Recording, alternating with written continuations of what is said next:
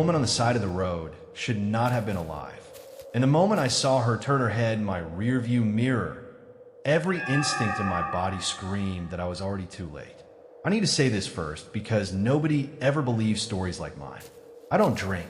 I don't do drugs. I wasn't sleep deprived, hallucinating, or trying to scare myself. What happened to me last New Year's Eve was real, horrifyingly real, and I still avoid those roads to this day. I live near one of those tiny southern towns where everybody knows everybody, where the gas station closes early, and where the woods seem to stretch forever once the sun goes down. My friend Darren lived much farther out, deep beyond the back roads people jokingly called the boondocks. The only way to reach his neighborhood was through miles of twisting country roads swallowed by thick forest. Every New Year's Eve, Darren's wealthy family hosted a massive party. Fancy lights, expensive food, loud music, the complete opposite of the dead silent woods surrounding their property. I always looked forward to it, especially because Darren's parents treated me like family. But that winter felt wrong from the beginning. The South had stayed unusually warm until just days before New Year's Eve. Then suddenly the temperature crashed overnight. The air became bitter and sharp, the kind of cold that burns your lungs when you breathe too hard. As I drove toward Darren's house that evening, the wind scraped against my car windows while my tires bounced violently over the cracked country road. Normally, I hate using my high beams because I know how blinding they are to other drivers. But out there, the darkness was unreal. The trees crowded the road so tightly it felt like they were leaning inward, trying to swallow the pavement hole. Even with my brights on, the road ahead looked like a black tunnel twisting endlessly through the woods. There were no houses along that route except for one place, an old shack sitting alone in trees. The building looked abandoned for years. Rotten porch, broken windows, collapsing roof. Yet every now and then I'd notice lights glowing faintly inside when I passed by. Nobody in town talked about who lived there. Honestly, I don't think anybody wanted to. About 10 minutes into the drive, my headlights caught something standing between the trees. At first I thought it was a deer. Then the figure stepped closer to the roadside. A woman. She stood perfectly still beside the pavement, wearing a long white dress that practically glowed under my headlights. Her skin looked unnaturally pale, almost gray, and her dark hair hung, soaking wet down the front of her dress despite the freezing weather. She wasn't waving for help. She wasn't moving at all, just staring straight ahead. The closer I got, the more wrong she looked. Her arms hung too low. Her posture was stiff, unnatural, almost mannequin-like. I remember gripping the steering wheel tighter as my headlights fully illuminated her face, and realizing I couldn't see her eyes. It was like her face was covered in shadow, even under the direct beam of my lights. I drove past her fast, my heart hammering. For a few seconds, I actually considered stopping. Maybe she needed help. Maybe she was lost. Maybe she was another guest heading toward Darren's party. Then I checked my rearview mirror. The woman had turned completely around to face my car, but she hadn't taken a single step. She was still rooted in the exact same spot. Watching me leave, every hair on my body stood up instantly. I hit the gas and didn't look back again. By the time I reached Darren's neighborhood around 8 p.m., I had almost convinced myself I was overreacting. The party was loud and crowded, with cars filling the gravel driveway and music echoing across the clearing. For a while, I forgot about the woman entirely. The night went on normally. We watched the ball drop in New York, counted down our own midnight, drank soda, laughed, cleaned up. One by one, the guests left, until eventually only Darren's family and I remained. Around 1 a.m., I finally headed home. That's when things started getting bad. The moment I started my car, a low tire pressure warning appeared on my dashboard. My old car did that every winter once temperatures dropped, so I ignored it. Still, as I pulled away from the house, I remembered the woman on the roadside. A cold feeling crawled into my stomach. Part of me wanted to take the longer route home to avoid that road entirely. But that detour added nearly 30 extra minutes, and I was exhausted. So against my better judgment, I went back the same way. Worst decision of my life. A few minutes into the drive, I heard it. Scraping, metal grinding against pavement. The steering wheel jerked violently in my hands. Then another sound followed, a wet flapping noise. My car slowed on its own before lurching to a complete stop in the middle of the road. No, no, no, no. I stepped out of the car and instantly regretted it. The engine shut off automatically. The headlights died. And just like that, the woods swallowed me in complete darkness. The silence out there was suffocating. No insects, no wind, nothing. With shaking hands, I turned on my phone flashlight and pointed it downward. My stomach dropped. Every single tire on my car had been shredded to pieces. Not punctured, not flattened, shredded. The rubber hung in strips like torn flesh wrapped around the rims. Deep claw-like gashes covered the sides of each tire, as though something had ripped through them with enormous force. Then I heard it, a slow crunch of gravel somewhere behind me. I froze. Another crunch, closer this time. I lifted my flashlight toward the trees, and for one brief second, I saw the white dress standing between the woods, watching me. The tires hadn't just blown out. They looked like they had been torn apart by something with claws. Long strips of shredded rubber hung from the rims like ripped flesh. Deep gouges carved through all four tires with impossible precision. One tire? Maybe bad luck. Two? Maybe the brutal road. But all four? No, someone had done this on purpose. Or something. I stood there in the freezing darkness, trying desperately to think rationally, but my mind was already collapsing into panic. Nobody drove these roads this late at night, not even on New Year's Eve. My only option was to call for help, maybe a tow truck, maybe Darren, maybe anyone. I pulled out my phone. No signal. Of course, that entire stretch of back road was a dead zone buried deep in the woods. Then suddenly, everything changed. The cold wind that had been rattling the trees all night died instantly. The branches stopped moving. The insects stopped chirping. Even the distant sounds of wildlife disappeared. The forest went silent. Not normal silence. The kind of silence that feels alive. It felt like the entire world had paused and was holding its breath. And then, crack, a twig snapped somewhere deep in the tree line. Every muscle in my body locked up. Something was moving out there. Without thinking, I killed the flashlight on my phone, plunging myself into complete darkness. My breathing sounded painfully loud now. Somewhere in the woods, leaves slowly crunched under heavy footsteps. Not random movement, deliberate movement, like something stalking prey. At first, my brain tried to rationalize it. A deer, a raccoon, maybe even a stray dog. But deep down, instinct told me the truth. Animals go quiet when a predator is near. Then I heard her voice. I see you. Soft, calm. A woman's voice drifting from the darkness, no more than 15 feet away. My blood turned to ice. There was no anger in her tone, no screaming, no madness, and somehow that made it infinitely worse. I physically could not move. It felt like every ounce of air had been sucked from my lungs. I wanted to scream, but terror had paralyzed me completely. Then the voice came again. Can you see me? That snapped something inside me. Fight or flight finally hit. My hands shook violently as I turned my flashlight back on, desperately trying to find a direction to run. And that's when I saw her, standing motionless at the edge of the woods. The woman in the white gown. Except now I could see her clearly. The dress was filthy, soaked with mud and streaked with dark stains that looked almost black under the weak light. Her body was unnaturally thin, skin stretched tight against bone like a corpse that had been dead for weeks. Tangles of gray hair hung down to her elbows. But her face, God, her face looked destroyed. The lower half of her jaw appeared mangled, as if something had ripped it apart years ago. One side of her mouth hung lower than the other in a twisted imitation of a grin, and she was staring directly at me, smiling. For several horrifying seconds, I couldn't look away. My flashlight stayed locked onto her as my brain struggled to process what I was seeing. Then survival instinct finally took over. I ran. I sprinted blindly down the road toward Darren's house as fast as my legs could carry me. My shoes slammed against the pavement while cold air tore through my lungs. Behind me, I heard it. Branches snapping, leaves crunching, footsteps. She was chasing me. The sound stayed just inside the tree line, pacing me through the woods like a hunter following wounded prey.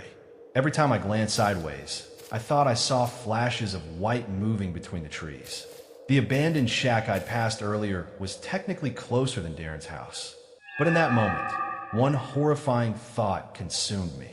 What if that thing lived there, fueled by pure adrenaline? I kept running until the lights of Darren's neighborhood finally appeared through the trees. I burst onto his property half screaming, half sobbing, and pounded on the front door hard enough to shake the glass. Darren's mother opened it almost immediately. The second she saw my face, she pulled me inside without asking questions. I must have looked completely insane, drenched in sweat, gasping for air, barely able to speak. Darren and his father came rushing downstairs while I explained everything in broken sentences. The woman, the road, the voice, the shredded tires. To their credit, they believed I had seen something terrifying, even if they didn't fully understand what.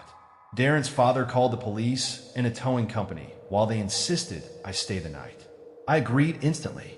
There was no chance I was going back outside. The police said they'd search the road immediately and that I could give a full statement the next morning. At that point, exhaustion finally started crushing me. I called my family, told them I was safe, and collapsed into the guest bedroom upstairs. But the nightmare wasn't over. I woke suddenly sometime later to a faint tapping sound. Talk, talk, talk, coming from the bedroom window. Still half asleep, I looked at the digital clock beside the bed. 3:14 a.m. I remember that exact time because the moment I heard the sound again, every ounce of fear came flooding back into my body. The room had no blinds, and outside that second-story window was nothing except darkness. Then I heard her voice again, muffled, soft, right outside the glass. I see you. My entire body went numb. She had followed me, all the way from that road. I heard another tiny clink against the window, pebbles or small rocks hitting the glass to get my attention. But there was no chance in hell I was looking outside. I stayed frozen in bed until sunrise, staring at the ceiling while listening for more sounds from outside the window. When morning finally came and Darren's family woke up, we cautiously checked the yard together. She was gone, but near the side of the house, exactly below the guest bedroom window, Darren's father discovered something buried in the grass. A large rusted hunting knife. Old, sharp, and definitely not theirs. Which meant one horrifying thing. She had followed my car to the party hours earlier, hidden somewhere outside while everyone celebrated inside. And she had chosen me. When Darren's parents contacted the other guests later that day, one couple admitted they had briefly seen a woman in a white dress wandering near the woods during the party. They assumed she was just another guest and ignored it. The police searched the road after hearing my statement, and I specifically told them to investigate the abandoned shack hidden in the forest, because deep down, I already knew that was where she came from. The police eventually searched the abandoned shack hidden along that back road. What they found there only made everything worse. Nobody was living inside the house, at least not officially. The place was rotting from the inside out, covered in mold and years of decay. But scattered throughout the woods surrounding the shack were dead animals, dozens of them. Gutted deer, ripped open raccoons, birds hanging from branches with their insides torn out. The officers told us it looked less like normal animal attacks and more like something had deliberately mutilated them. But they never found the woman. No footprints, no fingerprints, nothing. And honestly, the thing that still haunts me most isn't even the shredded tires or the face I saw in those woods. It's the questions. How did she track me so quickly after I left Darren's house? How did she know exactly which room I was sleeping in? And if half her jaw was really missing, how was she able to whisper those words so perfectly clearly? I see you. Even after everything that happened, I still go to Darren's New Year's parties. But never alone anymore. I carpool now, and I always take the long road home, because some shortcuts are not worth surviving. A few years after that experience, another night gave me a completely different kind of fear, the kind that feels terrifying because it's real, ordinary, and possible to anyone. When I was 26, I flew back home after visiting a friend in San Diego. My flight landed just after midnight. and by the time I grabbed my luggage and made it to ground transportation, it was around 12:30 a.m. The airport was mostly dead. Tired travelers drifted through the pickup lanes while taxi engines idled beneath yellow streetlights. I waved down a random cab parked near the curb, gave the driver my address, and climbed inside. He offered to drive me home for $30, which honestly seemed like a steal compared to Uber prices that late at night. At first, nothing felt unusual. The driver stepped out to help with my suitcase, but I told him I'd keep it beside me in the back seat. He shrugged and tossed it onto the seat behind him while I sat diagonally across from him. Then we pulled away from the airport. My apartment was roughly 30 minutes away with no traffic, and at that hour the highways were practically empty. The van sped through the dark freeway while city lights blurred past the windows. That's when I noticed him staring at me through the rearview mirror. Once, then again. The second time, he smiled slightly and asked where I was coming from. San Diego, I answered. Oh, very nice, he said softly. Then came the next question. What were you doing there? Visiting a friend. He nodded slowly before asking, Is your friend as pretty as you? I forced out a laugh at first, mostly because I didn't know how else to react. But something about the way he said it instantly made my stomach tighten. It wasn't playful. It felt calculated. And the fact that it was only the third thing he'd said to me during the ride made it even worse. From there, the questions kept coming. What's a pretty girl like you doing traveling alone? I answered with a bit of attitude, trying to shut it down politely. Well, technically I wasn't alone. I was visiting my friend. He chuckled. But you flew alone. That means you're traveling alone. I told him we could agree to disagree, and he laughed again, saying he was only teasing me. But by then, I was uncomfortable. The guy had to be at least in his mid-40s, and there was something deeply unsettling about the way he kept studying me through the mirror while asking these questions. Unfortunately, this wasn't even the first time I'd dealt with creepy behavior from older men, so part of me tried to ignore it. Then things escalated. We continued down the highway until I recognized the overpass near my exit.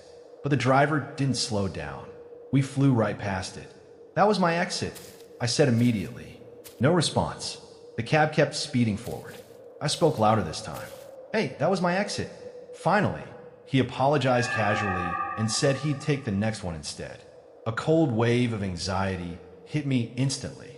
I leaned slightly forward, trying to see the GPS on his dashboard to make sure he'd entered the correct address.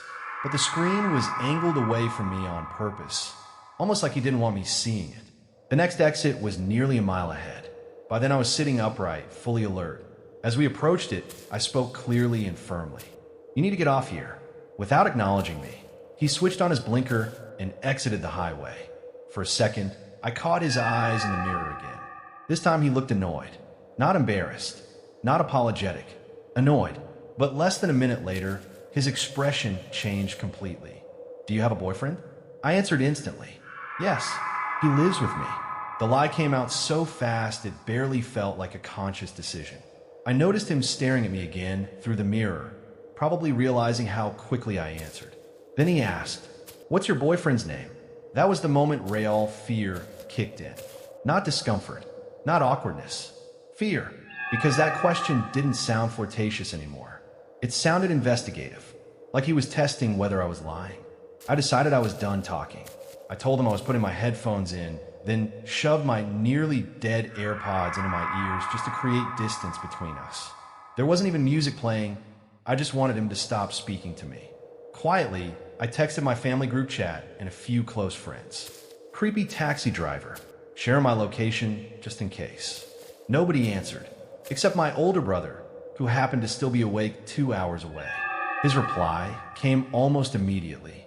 If you feel unsafe, get out of the car. By now we were back on familiar streets in my town, but the roads were completely empty. It was almost 1 a.m. on a weekday, and every intersection looked deserted under the dim traffic lights. We stopped at a red light, and once again, I felt him staring at me. I looked up toward the mirror. All I could see were his eyes, locked onto me with this cold, unreadable expression. No blinking, no smile, just staring. The light turned green, but he didn't move. He kept staring at me through the mirror like he had forgotten the road entirely. I finally said quietly, The light's green. Only then did he start driving again. A few blocks later, we stopped at another red light. That's when I noticed something across the street. A police cruiser, parked alone in an empty lot. Without giving myself time to think, I made a split-second decision that probably saved my life. I grabbed my suitcase and backpack, yanked the van door open, and prepared to run. The driver immediately snapped. "What are you doing?" he shouted, his calm voice suddenly gone. At the same moment, I heard the electric whine of the automatic door trying to close. He was hitting the power button from the front seat, attempting to trap me inside before I could escape. Pure panic took over. I shoved the heavy, sliding door back with everything I had, forcing it open just wide enough to squeeze through. The second my feet hit the pavement, I sprinted toward the police cruiser across the street. I expected him to chase after me. I expected yelling about the fare. I expected anger. Instead, he just drove away. Fussed. That terrified me more than anything. No normal taxi driver lets a passenger run off with no payment in the middle of the ride without at least arguing. But this guy didn't care about the money at all. The moment he saw where I was running, he wanted gone. As the van disappeared down the road, I slowed from a sprint to a shaky, fast walk toward the police car. The officer inside had already noticed me. He rolled down the window as I approached, probably because I looked absolutely terrified. I told him everything in one breath. How the driver kept asking creepy questions, missed my exit, stared at me through the mirror, and made me feel unsafe enough to jump from the vehicle. Then I asked if there was any chance he could take me home. Thankfully, he didn't hesitate. "Hop in the back." Being a frightened young woman alone at 1 in the morning definitely helped my case. And no, I'm not saying people should treat police officers like free taxi services. But that night, that officer may have prevented something horrible from happening. By the time I climbed into the cruiser, the yellow van was already long gone. The officer drove me home in less than 10 minutes. The whole ride, I kept replaying everything in my head. The missed exit, the questions, the staring, the weird obsession with whether I lived alone. Something about it all felt calculated, like he had been trying to figure out exactly how vulnerable I was. When I got home, I locked the apartment door behind me and went straight to my room without even unpacking. I brushed my teeth, changed clothes, and tried convincing myself I was overreacting. But the second I climbed into bed, knock, knock, knock, a slow knocking sound echoed from the front door of my apartment. Every muscle in my body froze. My heart started pounding so hard I could hear it. What if it was him? He had my address. He knew where I lived. What if he came back for the money? Or worse, the knocking continued for several minutes. Then silence. Then more knocking. Slow, patient, deliberate. I stayed locked inside my bedroom, staring at the door with my phone clutched in my hands. There was no way I was walking into that hallway to check who was outside. Eventually, the knocking stopped completely. At some point, exhaustion overcame fear, and I drifted into an uneasy sleep. The next day, I tried forcing myself back into normal life. Luckily, I worked a later shift, so I managed to get a few hours of rest before heading in. But while I was at work, I received a strange phone call from my next-door neighbor, George. He sounded confused. "Your dad was at your apartment earlier trying to get in. He didn't have a key, though." Immediately, my stomach tightened. George explained that the man claimed he was trying to drop something off for me. But according to George, he never actually left anything behind. Instead, he kept peering through the apartment windows like he was checking whether someone was home. George only called because something about the situation felt off. I thanked him quickly and called my dad immediately afterward. Sure enough, my father was at work. He had never been near my apartment. The second he heard the story, his tone changed completely. I explained everything again over the phone. The taxi ride, the strange behavior, the knocking at my door. My dad told me to pack a bag and come stay with my parents for a few days. I agreed instantly. After work, I drove home around 9 p.m. to gather my things. The moment I stepped inside the apartment, something felt wrong. Not visually, not obviously, just wrong. The air felt heavy. I've never really been nervous living alone, but that night, every instinct in my body screamed that I wasn't by myself. At first, I blamed paranoia from the taxi incident. But then I started hearing noises, tiny creaks in the wooden floor, Soft pressure sounds, like someone shifting their weight very carefully somewhere deeper in the apartment. I kept stopping to listen, trying to figure out where the sounds were coming from, but each time everything would go silent again. Still, I hurried to finish packing. Laundry, clothes, lato, toiletries. I just wanted out of there. Finally, bag in hand, I headed toward the front door. Then I heard it, creak, a slow sound from down the hallway near the spare bedroom. I turned instinctively and heard a man's voice. I wasn't going to hurt you. My blood turned to ice. An arm suddenly swung into view from behind the hallway wall. That was all I needed to see. I ran. I bolted for the front door before whoever was hiding in my apartment could fully step into the hallway. The second I got outside, I started screaming and pounding on George's front door. Thankfully, he and his wife were still awake. They rushed outside immediately as I begged for help, barely able to form coherent sentences. Instead of going back into the apartment ourselves, we called 911 and waited for officers to arrive. When police finally searched the apartment, it didn't take long. The place wasn't very big, but they found evidence someone absolutely had been inside. The sliding back door leading to the shared backyard had been left open, strongly suggesting the intruder escaped the moment he realized I heard him. Unfortunately, I had no official record of the taxi ride. No app history, no payment trail, no license plate, nothing. All I could tell the police was that it was a yellow minivan and describe the driver as best I could. I also gave them the route we took and the approximate time we entered town, hoping nearby businesses might have security footage facing the streets. That night, I grabbed my already packed bags and went straight to my parents' house. I stayed there for an entire week. Honestly, they wanted me to stay longer. Eventually, my dad helped me install security cameras around my apartment, and I bought a taser that stayed beside my bed every night afterward. Since then, I've lived in 2 different apartments. Thankfully, I've never had to use the taser. But I also never take random taxis alone anymore, because ride-sharing apps at least leave digital records. That van left nothing. And to this day, I still wonder, was that even a real taxi driver at all? Or was I seconds away from becoming someone's missing person case?